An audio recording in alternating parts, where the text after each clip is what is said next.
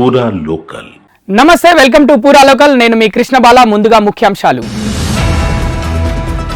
Drugs కేసులో సెలబ్రిటీలున్నా ఉపేక్షించద్దు. Drugs రహిత రాష్ట్రంగా తీర్చిదిద్దడమే ప్రభుత్వ లక్ష్యమన్న సీఎం. 30 కోట్ల రూపాయలతో పట్టభద్రులను కొనుగోలు చేసే కుట్ర జరుగుతోంది. బీఆర్ఎస్ ఖాతాలను సీజ్ చేయాలన్న రఘునందన్ రావు. పోలీసులు అత్యుత్సాహం ప్రదర్శించారు. దీక్షా స్వామీజీలను వెంటనే విడుదల చేయాలన్న బండి సంజయ్. సన్నబియ్యం కొనుగోళ్లలో కాంగ్రెస్ ప్రభుత్వం కుంభకోణానికి పాల్పడుతోంది. 35 లక్షల టన్నుల ధాన్యం సేకరణకు గ్లోబల్ జరిగిందన్న కేటీఆర్. 3 ఏళ్లలో మావోయిస్ట్ రహిత భారత్, నక్సలైట్ల ముప్పు విముక్తి పొందిందన్న అమిత్ షా. డ్రగ్స్ కేసుల్లో సెలబ్రిటీలున్నా వారు ఏ స్థాయి వారైనా ఉపేక్షించొద్దని నార్కోటిక్స్ విభాగం అధికారులకు ముఖ్యమంత్రి రేవంత్ రెడ్డి క్లారిటీ ఇచ్చారు. తెలంగాణను డ్రగ్స్ రహిత రాష్ట్రంగా తీర్చిదిద్దడమే లక్ష్యంగా ఉండాలని నొక్కి చెప్పారు. గంజాయి, మాదక ద్రవ్యాల నిర్మూలనలో నార్కోటిక్స్ వింగ్ సాధించిన పురోగతిపై సంబంధిత అధికారులు వివరాలను అందించారు. రాష్ట్రంలో గంజాయి మత్తు పదార్థాలపై ఉక్కుపాదం మోపాలని, మరింత యాక్టివ్గా పనిచేయాలన్నారు. అనుమానిత ప్రాంతాల్లో స్పెషల్ డ్రైవ్స్ నిర్వహించాలని, సరిహద్దు ప్రాంతాల్లో ప్రత్యేక నిఘా పెట్టాలని, సప్లై చైన్ను బ్రేక్ చేయాలన్నారు. వాటిని సరఫరా చేయాలంటేనే భయపడేలా చర్యలుండాలని నొక్కి చెప్పారు. అవసరాలకు అనుగుణంగా యాంటీ డ్రగ్స్ టీంలను ఏర్పాటు చేయాలని, డ్రగ్స్ నిర్మూలన కోసం ఎఫెక్టివ్గా పనిచేసే వారిని ప్రోత్సహించాలన్నారు. డ్రగ్స్ పై ఉక్కుపాదం మోపేందుకు ప్రభుత్వం తరఫున ఎలాంటి సహాయం కావాలన్నా సమకూర్చడానికి సిద్ధంగా ఉన్నట్లు భరోసా కల్పించారు. రాష్ట్రంలో డ్రగ్స్ అనే పదాన్ని వింటేనే భయపడేలా చర్యలుండాలన్నారు. ఇతర రాష్ట్రాలకు తెలంగాణ నార్కోటిక్స్ బ్యూరో ఆదర్శంగా నిలవాలన్నారు. 2023 అసెంబ్లీ ఎన్నికల్లో విజయం సాధించి అధికారంలోకి వచ్చిన కాంగ్రెస్ ప్రభుత్వం కీలక నిర్ణయాలు తీసుకుంటుంది. ముఖ్యంగా ప్రజల ఆరోగ్యంపై దృష్టి పెట్టి వచ్చి రాగానే ఆరోగ్యశ్రీ సేవల విలువను 10 లక్షలకు పెంచింది. యువతపై ప్రభావం చూపుతున్న డ్రగ్స్, గంజాయిపై ఇప్పటికే ప్రభుత్వం ఉక్కుపాదం మోపుతుంది.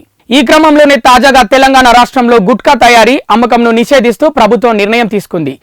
దీనికి సంబంధించిన ఉత్తర్వులను ఫుడ్ సేఫ్టీ కమిషనర్ జారీ చేశారు.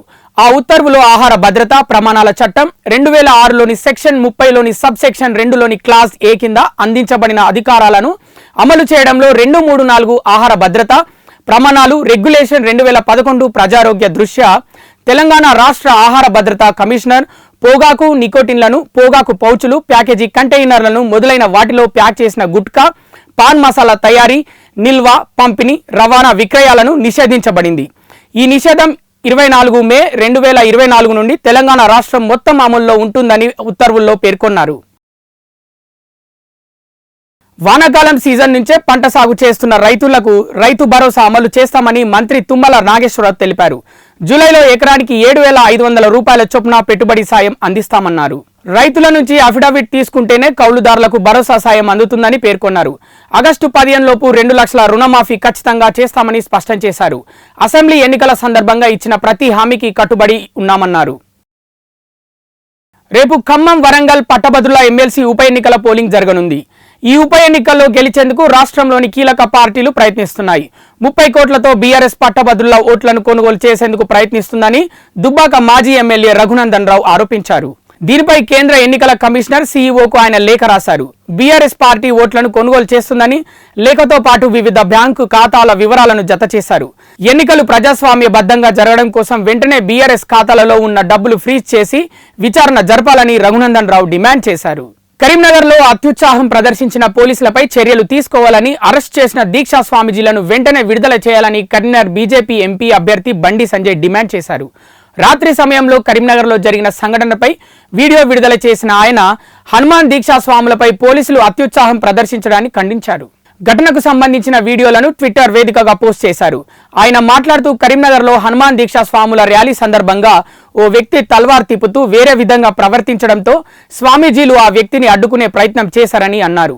మీ పని శాంతి భద్రతలను నిర్వహించడం, సమస్యలను సృష్టించడం కాదు అని చెప్పారు. తెలంగాణ డీజీపీ, కరీంనగర్ పోలీసులు శాంతి భద్రతలను కాపాడకుండా ప్రజలపై లాఠీచార్జీ చేస్తున్నారని, దయచేసి వాస్తవాలను గుర్తించి తప్పు చేసిన అధికారులపై చర్యలు తీసుకోవాలని కోరారు.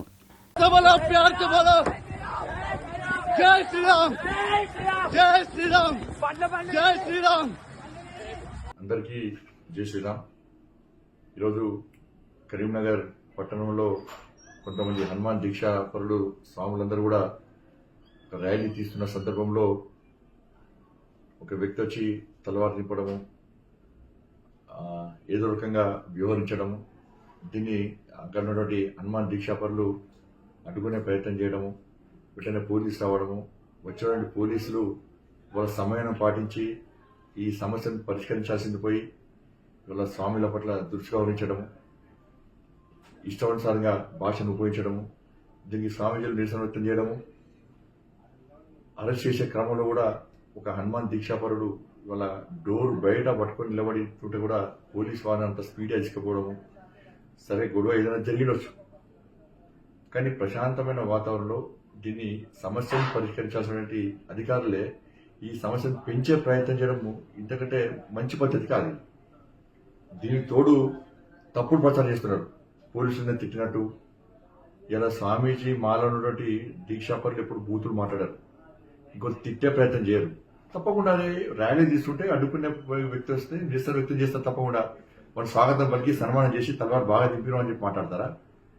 జరిగింది ఈ గొడవ జరిగినప్పుడు ఏం చేయాలి? పోలీస్ అధికారులు సమయం పాటించి ఆ ప్రశాంతతను నెలకొల్పే ప్రయత్నం, లా అండ్ ఆర్డర్ కంట్రోల్ చేసే ప్రయత్నం మీరు చేయాలి.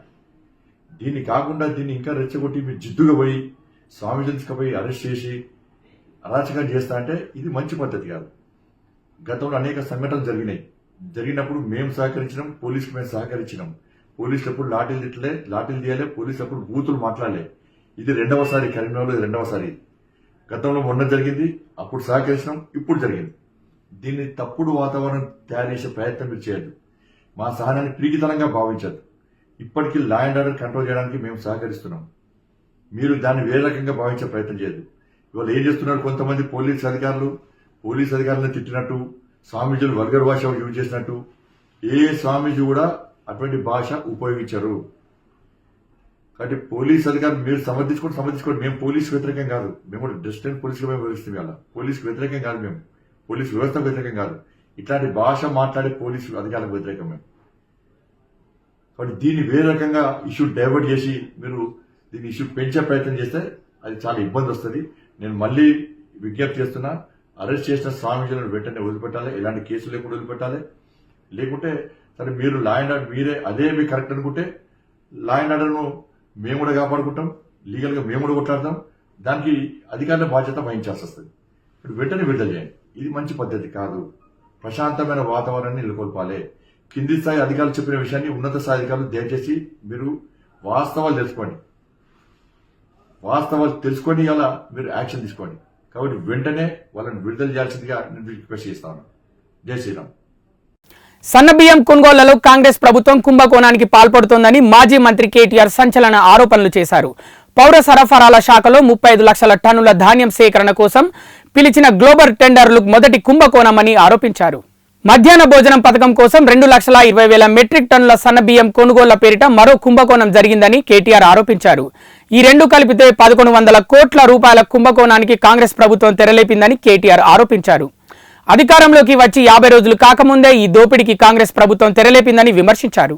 అసలు బహిరంగ మార్కెట్లో ఈరోజు సన్నబియ్యం ధర కేవలం 42 నుంచి 45 రూపాయల మధ్యలో ఉంది. బహిరంగ మార్కెట్లో 42 నుంచి 45 రూపాయలు. ఇలా సామాన్య గృహిణి ఏ ఒక్కరిని అడిగినా, లేకపోతే బియ్యం కొనుక్కొచ్చే ఏ ఒక్క పురుషుడిని అడిగినా, రాష్ట్రంలో తమ ఇంటి కోసం బియ్యం కొనుక్కునే వాళ్ళని ఎవరిని అడిగినా మీకు ఏం చెప్తారంటే ఓపెన్ మార్కెట్లో 42 రూపీస్ నుంచి 45 రూపీస్ వరకు మీకు ఫైన్ రైస్ దొరుకుతుంది.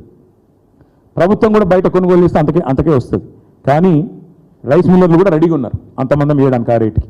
కానీ బహిరంగ మార్కెట్ను పక్కకు పెట్టి, బయట కొనుగోలు చేసే అవకాశం పక్కకు పెట్టి, మిల్లర్లు ఇవ్వడానికి ఉంటే కూడా రెడీగా ఉంటే దాన్ని పక్కకు పెట్టి టెండర్ పిలిచారు. మళ్ళీ అదే 4 సంస్థలు కొటేషన్లు కూడా ఎంత బాగా చేసుకున్నారంటే ప్లానింగు 57 రూపాయలు ఒక ఆయన, మిగతా ముగ్గురు కూడబలుక్కుని 56 రూపాయలు 90 పైసలు. బాటా డిస్కౌంట్ ఉంటుంది చూడండి, ఆ టైంలో 57 రూపాయలు 56, 90 ముగ్గురు అంత మంచి కూడబలుకొని ఒక దగ్గర కూర్చొని రాసుకున్నట్టు 57, 56, 90, 56, 90, 56, 90 నలుగురు కలిసిండ్రు, కోడ్ చేసిండ్రు. మరి యాదృచ్ఛికమైతే ఇంతకు మించిన మ్యాజిక్ ఇంకోటి ఉండదు నాకు తెలిసి. ఇంత యాదృచ్ఛికంగా 3 సంస్థలు కలబడ్డట్టు బయట మార్కెట్లో 42 రూపాయలకు దొరుకుతుంటే, 45 రూపాయలు దొరుకుతుంటే వాళ్ళు 50 కోట్ చేయొచ్చు, వాళ్ళు 48 కోట్ చేయొచ్చు, వాళ్ళు 47 కోట్ చేయొచ్చు. అట కాదు, ఒకరు 57, మిగతా ముగ్గురు 56 రూపాయల 90 పైసలు స్పష్టంగా కోట్ చేసి అల్టిమేట్గా ఏం చేసినారు, ఇందులో కిలోకు 15 రూపాయలు అదనం. అంటే బయట మార్కెట్లో 42 రూపాయలు ఉంటే 57 రూపాయలకు టెండర్ ఫైనల్ చేసిండ్రు. ఆర్డర్ ఏదది ఇదే కదా. ఇగో ఇది ఫైనల్ చేసిన ఆర్డరు. ఇది సివిల్ సప్లై శాఖ ఇచ్చిన ఆర్డర్. 57 రూపాయలకు ఫైనల్ చేసిన టెండరు. ఎల్జీ అనే సంస్థకు 57, మిగతా ముగ్గురికి 56.90 చొప్పున. ఏం జరిగింది ఇక్కడ? 2,20,000 టన్నులు ఇంటూ 15 రూపాయలు అదనం. రౌండ్ ఆఫ్ చేస్తే ఇది కూడా మళ్ళీ 300 కోట్ల కథ. అంటే అందులో 700 నుంచి 750 కోట్లు, ఇందులో ఒక 300 కోట్లు. అంటే ఎంత మొత్తం కలిపి 1,100 కోట్ల. గ్రాడ్యుయేట్ ఎమ్మెల్సీ ఉప ఎన్నికల్లో కాంగ్రెస్ కు మద్దతు ఇస్తున్నట్లు వైసీపీ రాజ్యసభ సభ్యుడు బీసీ సంక్షేమ సంఘం జాతీయ అధ్యక్షుడు ఆర్ కృష్ణయ్య తెలిపారు. సమస్యలు అవినీతిపై ప్రశ్నించే అభ్యర్థి నవీన్ ను కులాలు పార్టీలకు అతీతంగా గెలిపించాలని పిలుపునిచ్చారు. ఐఎన్సీ వైసీపీకి ఉప్పునిప్పుగా ఉన్న పరిస్థితుల్లో కృష్ణయ్య ఈ ప్రకటన చేయడం చర్చనీయాంశంగా మారింది. బీసీ నేతగా ఆయన ఈ పిలుపునివ్వగా వైసీపీ ఎలా స్పందిస్తుందో వేచి చూడాలి. వరంగల్, ఖమ్మం, నల్గొండ పట్టభద్రుల ఎమ్మెల్సీ ఉప ఎన్నిక రేపు ఉదయం 8 గంటల నుంచి సాయంత్రం 4 గంటల వరకు కొనసాగనుంది. ఈ మేరకు మొత్తం 605 పోలింగ్ కేంద్రాలను ఏర్పాటు చేశారు. ఈ క్రమంలోనే ఎలక్షన్ కమిషన్ కీలక నిర్ణయం తీసుకుంది. ఇటీవల జరిగిన లోక్సభ ఎన్నికల్లో ఓటు హక్కు వినియోగించుకున్న వారికి ఎడమ చేతి చూపుడు వేలికి సీరా గుర్తు అలాగే ఉంది. అయితే ఈ క్రమంలో పట్టభద్రుల ఎమ్మెల్సీ ఎన్నికల్లో ఎడమ చేయి మధ్య వేలికి సీరా గుర్తు వేయాలని ఈసీ పోలింగ్ సిబ్బందికి సూచించింది. బ్యాలెట్ పత్రాలపై ఉండే అభ్యర్థులను ప్రాధాన్య క్రమంలో ఎంచుకోవాల్సి ఉంటుంది. ఇదిలా ఉండగా నిన్నటితో ఈ ఎన్నికల ప్రచారం సమయం ముగిసిన సంగతి తెలిసిందే. మొత్తం 52 మంది అభ్యర్థులు బరిలో ఉన్నారు. బీఆర్ఎస్ తరఫున ఎమ్మెల్యేగా ఎన్నికైన పల్లా రాజేశ్వర్ రెడ్డి తన ఎమ్మెల్సీ పదవికి రాజీనామా చేయడంతో ఈ ఉప ఎన్నిక అనివార్యమైంది. ఈ ఎన్నికల్లో 4,63,000 మంది పట్టభద్రులు తమ ఓటు హక్కును వినియోగించుకోబోతున్నారు. అందుకు సంబంధించి జూన్ 5న కౌంటింగ్ ప్రక్రియ ఉండనుంది. తెలంగాణ రాష్ట్రంలో అధికారంలోకి వచ్చిన కాంగ్రెస్ ప్రభుత్వం కొత్తగా బీఆర్యూ ట్యాక్స్ ని అనధికారంగా వసూలు చేస్తున్నారని మాజీ మంత్రి కేటీఆర్ ఆరోపించారు. అలాగే 10 ఏళ్లు అధికారానికి దూరమైన కాంగ్రెస్ నాయకులు రక్తం మరిగిన పులుల్లా అడ్డగోలుగా రాష్ట్రాన్ని దోచుకోవడానికి ప్లాన్ చేస్తున్నారని అన్నారు. కాంగ్రెస్ పార్టీలో ఎవరి దుకాణం వారిదే అని, అందిన కాడికి దోచుకోవడమే లక్ష్యంగా ముందుకు సాగుతున్నారని తీవ్ర స్థాయిలో విమర్శలు గుప్పించారు. ఈ విమర్శలపై కాంగ్రెస్ సీనియర్ నేత అద్దంకి దయాంకర్ కౌంటర్ ఇచ్చారు. 10 ఏళ్లుగా అధికారంలో ఉన్న బీఆర్ఎస్ రాష్ట్రాన్ని అన్ని విధాలుగా దోచుకుందని, ఈ క్రమంలోనే నిద్రలో కూడా బీఆర్ఎస్ నాయకులకు ట్యాక్స్లే గుర్తొస్తున్నాయని సెటైర్లు వేశారు. ప్రజల వ్యతిరేకతను మూటగట్టుకున్న బీఆర్ఎస్ అసెంబ్లీ ఎన్నికల్లో ఓడిపోయిందని, తమకు దోచుకునే అవకాశం పోయిందన్న అక్కసుతోనే కాంగ్రెస్ పాలనపై విమర్శలు చేస్తున్నారని మండిపడ్డారు. ఈ మొత్తం స్కామ్ను అర్థం చేసుకోవాలంటే 2 భాగాలుగా మీకు చెప్పాలి. మొదటి భాగం ఏంటి అంటే 35 లక్షల మెట్రిక్ టన్నుల ధాన్యం సేకరణ కోసం పిలిచిన గ్లోబల్ టెండర్లు ఏవైతున్నాయో దాని వెనకాల జరిగింది దాదాపుగా 700 నుంచి 750 కోట్ల స్కాము. ఒకవైపు 35 లక్షల టన్నుల ధాన్యం సేకరణ కోసం పిలిచిన గ్లోబల్ టెండర్లు, అది మొదటి స్కామ్.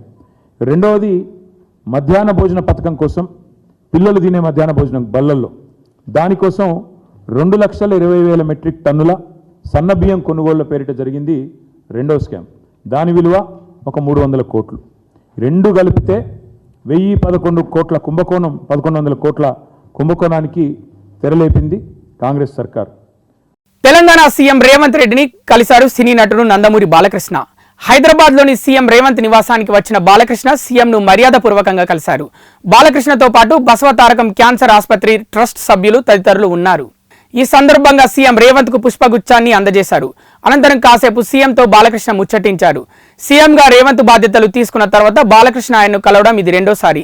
అంతకుముందు గతేడాది డిసెంబర్లో తెలంగాణ సచివాలయంలో సీఎం రేవంత్ ను బాలకృష్ణ కలిశారు.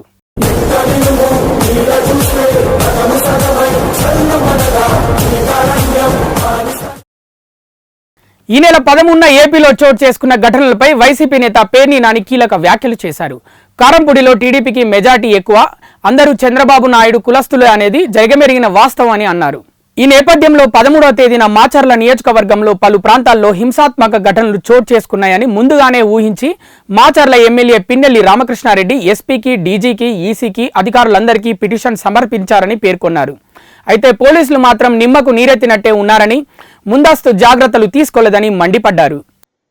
పోలింగ్ రోజు హింసకు సంబంధించి హింస జరుగుతుంది అని చెప్పినా పట్టించుకోలేదు. హింస జరిగిన తర్వాత ఏకపక్షంగా వైఎస్ఆర్ కాంగ్రెస్ పార్టీ మీద, టీడీపీ మీద ఎఫ్ఐఆర్లు నమోదవుతాయి, కానీ సెక్షన్ల తేడా ఉంటాయి. వైఎస్ఆర్ కాంగ్రెస్ పార్టీ కార్యకర్తలనేమో వేటాడతారు. వీటన్నిటికీ మనం ఉదాహరణలుగా బోళ్ళని కూకలుగా తీసుకోవాల్సినటువంటి అవసరం ఉంది. నరసరావుపేటలో గోపిరెడ్డి శ్రీనివాసరెడ్డి, డాక్టర్ గోపిరెడ్డి శ్రీనివాసరెడ్డి మీద ఎంత సౌమ్యుడో మనకు తెలుసు. ఆ డాక్టర్ మీద కేసులు పెడతారు. అలాగే ఆ డాక్టర్ మీద హత్యాయత్నం కేసు పెడతారు. అలాగే ఆ డాక్టర్కి ప్రత్యర్థిగా ఉన్నటువంటి అరవింద్ బాబు అనే అతని ఇంట్లో బాంబులు దొరుకుతాయి, కత్తులు దొరుకుతాయి, కానీ అతన్ని అరెస్టులు చేయరు. సాక్షాత్తు గోపిరెడ్డి శ్రీనివాసరెడ్డి గారు దొరకపోతే దురదృష్టవశాత్తు వాళ్ళ మామగారు దొరికితే వాళ్ళ మామగారిని హత్యాయత్నం చేస్తే దాని మీద కూడా ఎవరిని ఎంతవరకు అరెస్ట్ చేయరు. వాళ్ళు కొత్త అల్లుళ్ళలాగా ఊళ్ళో తిరుగుతూ ఉంటారు. పోలీసులు ఏం మాట్లాడరు.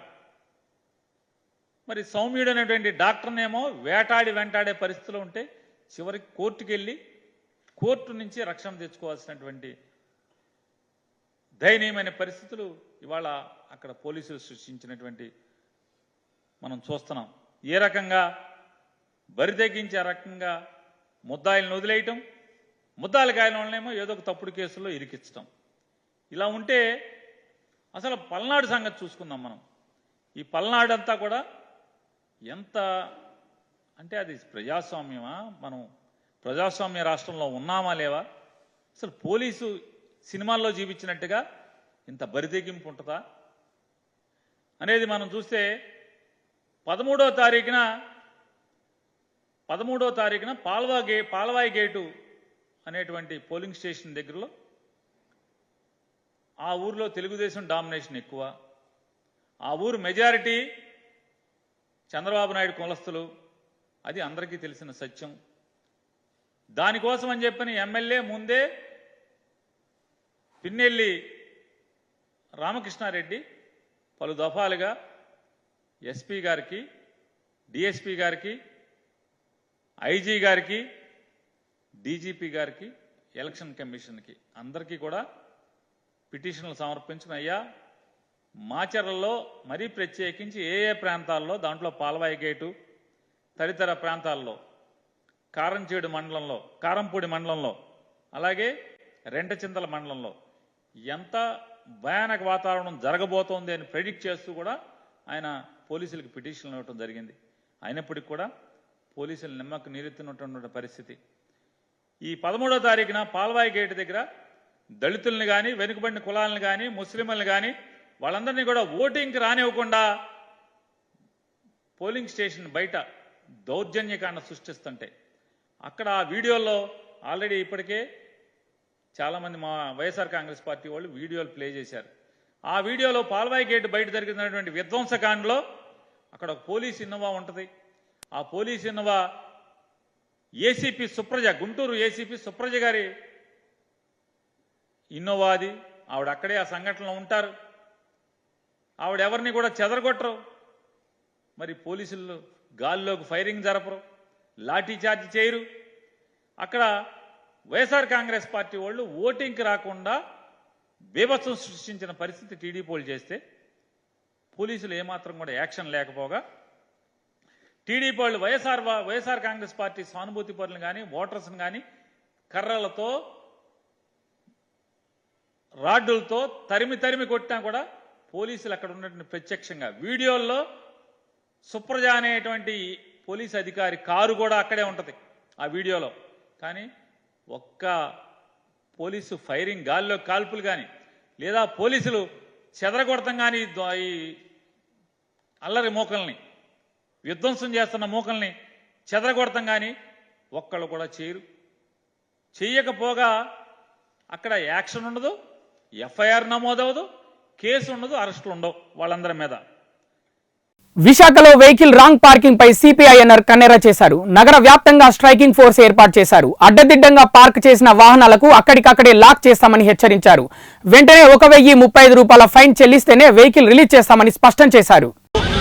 రోడ్స్ అన్ని కూడా సేఫ్ గా ఉండాలని చెప్పేసి for all the road users, beat for children, students, employees అందరికీ కూడా రోడ్ క్షేమంగా ఉండాలని చెప్పేసి ఆ ఉద్దేశంతో ఈ next 1 month Visakhapatnam city road users అందరిలో కూడా రోడ్ డిసిప్లిన్ రావాలనే ఉద్దేశంతో స్పెషల్ డ్రైవ్ ఏర్పాటు చేస్తున్నాము. దాంట్లో భాగంగా ఈరోజు ఈ అంటే ఎవరైతే illegal parking, wrong side parking, wrong ప్లేస్లో పార్క్ చేసి ఉన్నారో, ఎందుకంటే పబ్లిక్ రోడ్ అంతా కూడా పబ్లిక్ అందరికీ సౌకర్యంగా ఉండాలి.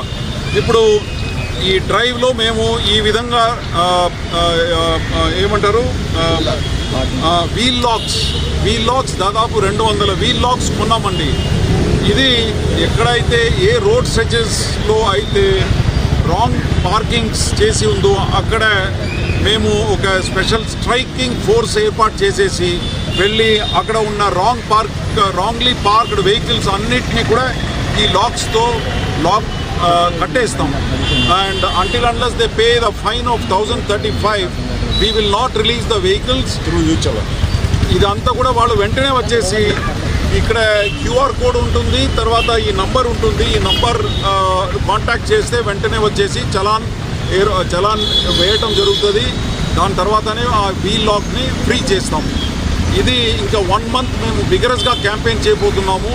ఇది మాత్రమే కాదు, దీంతో పాటు మేము అదర్ వయలేషన్స్ ఏదైతే ఉందో దాని మీద కూడా దృష్టి పెట్టి మా ట్రాఫిక్ సిబ్బందులందరూ కూడా గట్టిగా దీని మీద ట్రాఫిక్ డిసిప్లిన్ తీసుకురావడానికి for all the road users we want to bring traffic discipline అండి. రోడ్ యూజర్స్ అందరూ కూడా చాలా డిసిప్లిన్గా ఉండాలి రోడ్ మీద. ఎందుకంటే Visakhapatnam city is one of the bad cities in Andhra Pradesh with respect to road traffic accidents. We are losing at least 1 or 2 lives every day on the roads of Visakhapatnam city. ఇది జరగకుండా ఉండాలని ఆ ఉద్దేశంతో ఇదంతా కూడా చేపట్టడం జరుగుతుంది. ఇంటర్నెట్ ను షేక్ చేస్తున్న ఈ వీడియోని చూస్తే టీనేజ్ కుర్రోళ్ళు అయితే ఇలాంటి టీచర్ మాకెందుకు లేదని అనుకుంటారు. అదే పెద్దవాళ్ళైతే పిచ్చి బాగా ముదిరింది అనుకుంటారు. స్కూల్ ఫేర్వెల్ పార్టీలో టీచర్ ఓ స్టూడెంట్ తో రొమాంటిక్ సాంగ్ కు డాన్స్ వేసింది. ఆ వీడియో కాస్త సోషల్ మీడియాలో వైరల్ గా మారింది. ఒక్క ఇన్స్టాగ్రామ్ లోనే 14 మిలియన్లకు పైగా వ్యూస్, 9 లక్షల షేర్లు, 11,000కు పైగా కామెంట్లు ఈ వీడియోకి వచ్చాయి. క్లాస్ రూమ్ లోనే ఆషికీ 2 మూవీలోని తుమ్ హీ హో పాటకు ఓ లేడీ టీచర్ విద్యార్థితో స్టెప్పులు వేసింది. స్టూడెంట్ టీచర్ రొమాంటిక్ డాన్స్ తెగ వైరల్ అవుతోంది.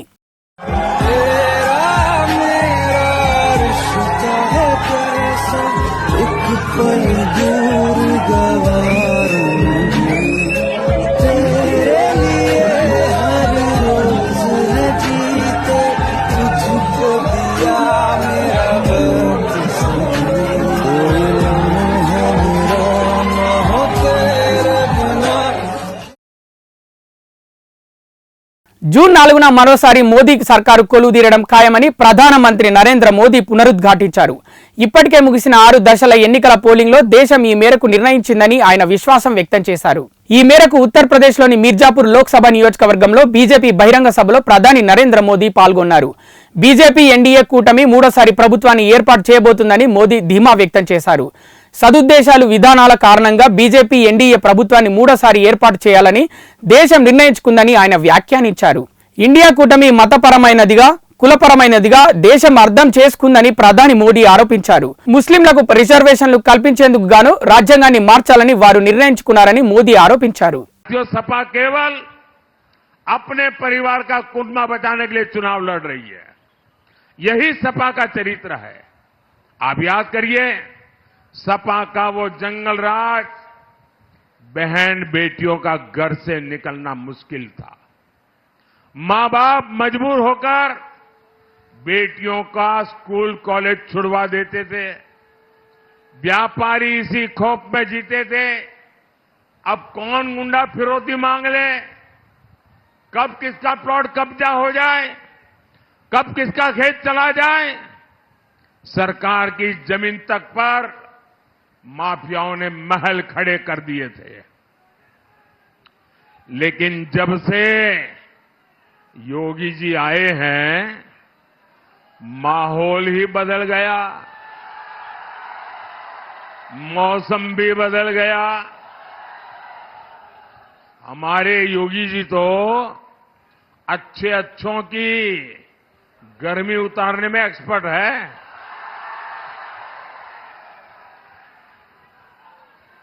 अब माफियाओं की मौज खत्म हुई है. उनके महलों की जगह गरीबों के लिए घर बन रहे। మరో 2-3 ఏళ్లలో దేశంలో మావోయిస్టుల సమస్య తీరిపోతుందని కేంద్ర హోంమంత్రి అమిత్ షా జోస్యం చెప్పారు. ప్రస్తుతం ఛత్తీస్గఢ్లోని కొత్త ప్రాంతం మినహా దేశం మొత్తం నక్సలైట్ల ముప్పు నుంచి విముక్తి పొందిందని తెలిపారు. దేశం నలుమూలల నుంచి మావోయిస్టులను అంతమొందించామని, ఒకప్పుడు పశుపతినాథ్ నుంచి తిరుపతి వరకు మావోయిస్ట్ కారిడార్ గురించి చెప్పేవారన్నారు. కానీ ఇప్పుడు దాని ఉనికి లేకుండా పోయిందని, జార్ఖండ్, బీహార్, మహారాష్ట్ర, మధ్యప్రదేశ్లు మావోయిస్టుల నుంచి విముక్తి పొందాయని వ్యాఖ్యానించారు. రాబోయే 2-3 ఏళ్లలో ఈ సమస్య పూర్తిగా సమసిపోతుందని తెలిపారు. प्रणाम कर कर मेरी बात की शुरुआत करना चाहता हूं। भाइयों बहनों, मैं जब यहां आया हूं तब महान स्वतंत्रता सेनानी सत्येंद्र नारायण सिन्हा जी को भी प्रणाम कर कर मेरी बात की शुरुआत करता हूं। भाइयों बहनों, कल 6 चरण के चुनाव समाप्त हो गए। मेरे पास 5वें चरण की रिपोर्ट है। काराकाट वालों, जानना है परिणाम क्या आने वाला है? जानना है क्या? तो सुन लीजिए, 5 चरण में ही मोदी जी 310 सीटें जीतकर सरकार बनाने का काम पूरा। ये छठा और सातवां, ये 400 पार कराने का है। और आप मुझे बताओ, आप मोदी जी को प्रधानमंत्री बनाना चाहते हो ना? तो भाई कैसे बनाओगे? मोदी जी तो काशी से लड़ रहे हैं, काराकाट वाले प्रधानमंत्री कैसे बनाएंगे? बोलो। चलो मैं रास्ता बताता हूं। ये हमारे कुशवाहा जी है ना, उनके नाम के सामने बटन दबाइए, मोदी जी अपने आप प्रधानमंत्री बन जाएंगे। भाइयों, ఆమ్ ఆద్మీ పార్టీ నాయకత్వం తన ఫిర్యాదుని ఉపసంహరించుకునేలా బెదిరించే ప్రయత్నం చేస్తుందని ఆప్ రాజ్యసభ ఎంపీ స్వాతి మలివాల్ ఆదివారం అన్నారు. పార్టీ నాయకులు, ఇతర వాలంటీర్లు నా క్యారెక్టర్పై అసత్య ప్రచారాలు చేస్తున్నారు. దీని వలన అత్యాచారం, హత్య, బెదిరింపులు వస్తున్నాయని ఆమె తెలిపారు. ముఖ్యంగా యూట్యూబర్ ధ్రువ్ రాతీనాకు వ్యతిరేకంగా ఏకపక్ష వీడియోను పోస్టు చేయడంతో ఈ పరిస్థితి మరింత తీవ్రమైందని స్వాతి మలివాల్ అన్నారు. నా గురించి ధ్రువ్ రాతి అసత్య ఆరోపణలు వీడియో చేశాడు. అతన్ని సంప్రదించి అన్ని వివరాలు పంచుకోవాలని ప్రయత్నించినప్పటికీ అతను కాల్స్, మెసేజ్లను పట్టించుకోలేదని ఆమె తెలిపింది. తొలి 5 దశల ఎన్నికల్లో 76,41,00,000 మందికి గాను 50,72,00,000 మంది ఓటు వేసినట్లు ఈసీ తెలిపింది.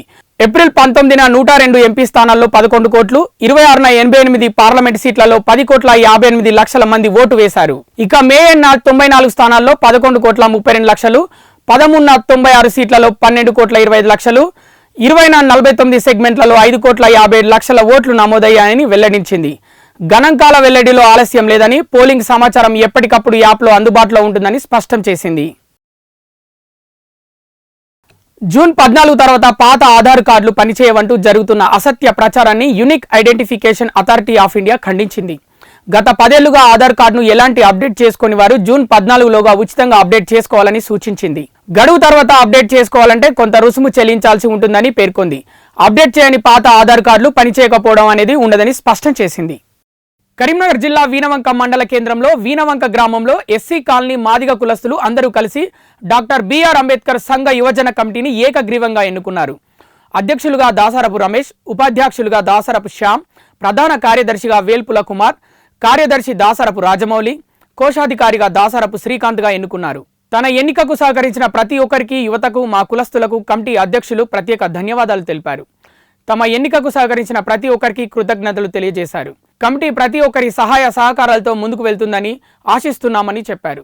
మాదిగల ఐక్యత, మాదిగల ఐక్యత, జై భీమ్, జై భీమ్, మాదిగల ఐక్యత.